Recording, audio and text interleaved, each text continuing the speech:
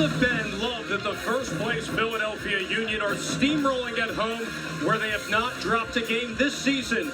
But tonight, a reputable and potent attack from the West comes to Chester as the Union go toe-to-toe with Vancouver Whitecaps FC.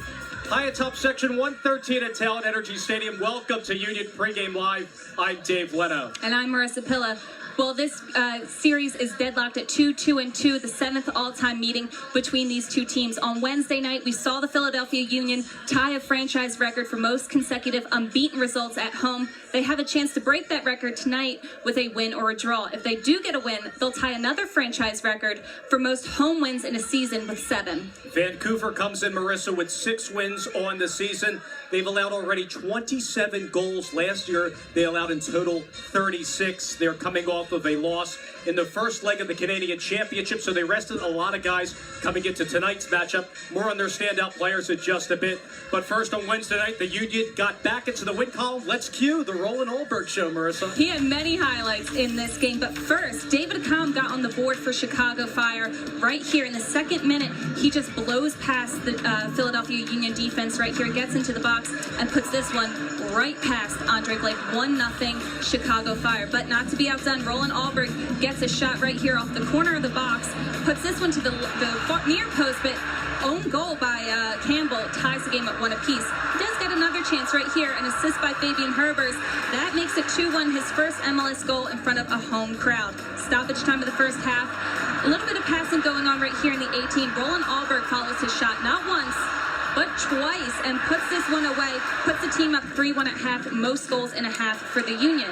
Going into the second half, Pani is taken down in the box. A PK for Roland Alberg means a hat trick for Roland Alberg. 4-1, but Chicago did not go down that easy in the 69th minute. Razan Koshish got an assist from Ramos and makes it 4-2 Chicago Fire. They came back again later in the game, this time in the 80th minute. Kalei Chiem gets the assist by John Goosens. 4-3, a little too close for comfort for the Philadelphia Union, but did get those 3 points on the at home. Alberg's hat-trick was the second in franchise history, with the previous coming from Sebastian Letou in 2010. Plus, the Union have now outscored opponents 21-9 on this gargantuan home unbeaten streak, but the Fire held the advantage in duels, tackles, and saves. In the Xfinity Eastern Conference standings, the Union hold a 4-point lead over New York Red Bulls thanks to their loss at Real Salt Lake on Wednesday. DC United is battling the New England Revolution tonight for a spot above the red line, while Columbus and Chicago remain in the cellar.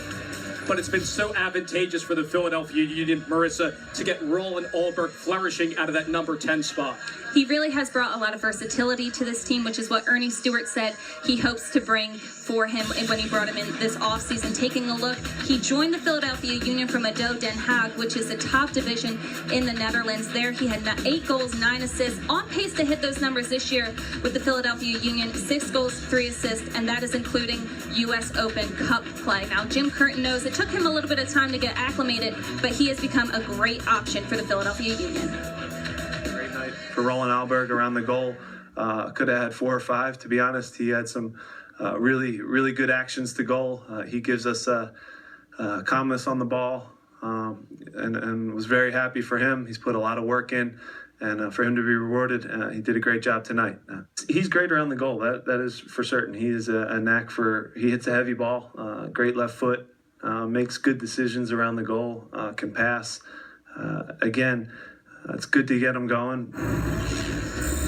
Well, he certainly got going last Wednesday night, and since Vincent Nogueira terminated his contract mutually with the Philadelphia Union, people were a little worried about how that midfield attack might look, but Roland Alberg has provided a great option, giving them a little bit more leeway in who they put out in that starting lineup. And he provides a heavy ball. He's a great decision maker, and he's also improved his defensive running, which is an arduous task for newcomers to MLS. Here's the 4-2-3-1 for the Philadelphia Union tonight.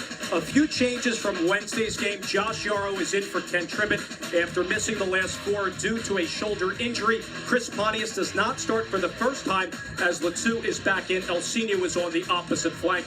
Marissa, Vancouver has a lot more options up top this year than it did a year ago.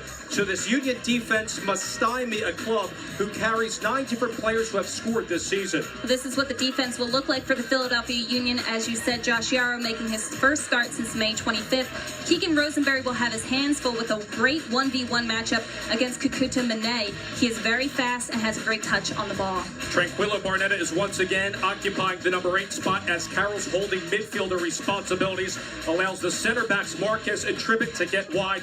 They'll look to provide services to these guys up top. Sebastian Letou, some fresh legs out in the attack for the Union here. Roland Alberg, Ilsinho, Fabian Herbers sets up the ball really nicely for these guys. And of course, he is filling in for an injured CJ Sapong, so he needs to fill that role as well. In terms of CJ Sapong, not much is new with his status. He is not playing today.